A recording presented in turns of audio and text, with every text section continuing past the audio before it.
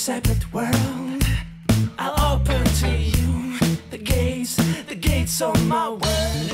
À l'âge de 14 ans, elle sillonnait déjà la planète d'un grand chelem à l'autre. Mais à 18 ans, cette ancienne joueuse de tennis professionnelle, à l'avenir pourtant prometteur, décide de tout arrêter pour poursuivre ses études. Un choix loin d'être facile, mais qu'elle ne regrettera pour rien au monde. Après avoir fait Sciences Po Paris, elle rejoint l'ESSEC puis l'ENA avant de passer par la Cour des comptes. Elle n'y restera que 4 ans avant de se décider à rejoindre le privé. 5 années plus tard, la voilà directrice marketing, services et digital d'AXA. Amélie Oudéa-Castéra revient sur son parcours, ses moteurs et les moments clés de sa carrière.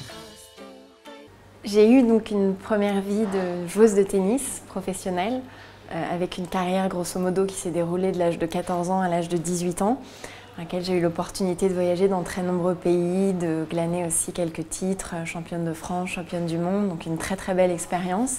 Et c'est vrai qu'à 18 ans, j'ai fait le choix plutôt d'opter pour mes études.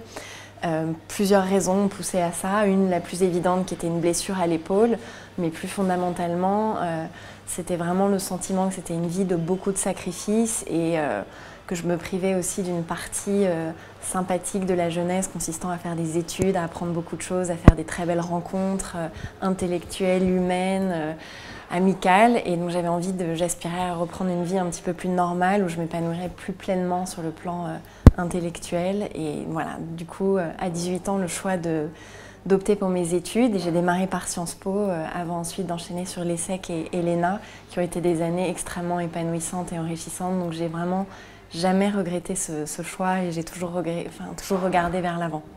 Les grands moments un peu charnières de ma vie professionnelle, je dirais qu'il y a eu d'abord l'entrée à la Cour des comptes et puis ensuite l'entrée chez AXA qui a été en juin de 2008 un moment extrêmement fort pour moi dans laquelle j'ai eu la chance de pousser les portes d'une entreprise où j'ai trouvé une espèce de sens de l'initiative, là aussi un goût du progrès qui me parlait beaucoup. Et puis une attention portée à la gestion des ressources humaines, des parcours, à une forme de leadership qui m'a beaucoup plu, beaucoup intéressée. Et je dirais que dans cette vie chez AXA, clairement, le fait qu'en juin de 2012, on m'ait confié les activités digitales d'AXA en complément de ce que je faisais sur le marketing, la marque, la connaissance client et le service, a été un moment très charnière parce qu'il m'a vraiment procuré une dimension nouvelle. Mes moteurs dans la vie, dans le travail, pas forcément facile d'apporter une réponse unique à cette question, mais je dirais le goût du progrès. Je pense qu'on a chaque jour des opportunités de s'améliorer en tant qu'être humain, personne, manager, épouse, maman, amie, proche. Et voilà, je pense que le quotidien fourmille d'opportunités, de repousser un petit peu plus ses qualités, essayer de surmonter certains de ses défauts pour aller chercher quelque chose de plus beau, de plus noble, de plus partageable. Donc voilà, je trouve que la vie est quelque chose de magnifique et un terrain incroyable pour progresser, découvrir, apprendre à se connaître et essayer de dérouler ce qu'on peut être de mieux.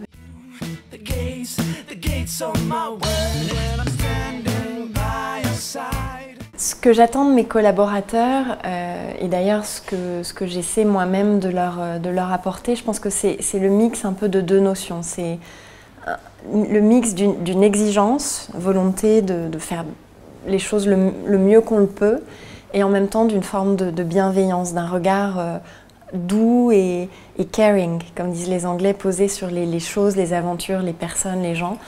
Et je pense que c'est vrai que je demande beaucoup à mes équipes, qu'on essaie de construire beaucoup de choses ensemble, que l'agenda d'AXA France, l'agenda de transformation est quelque chose d'assez lourd et d'exigeant, donc une charge de travail importante qui pèse sur nos épaules.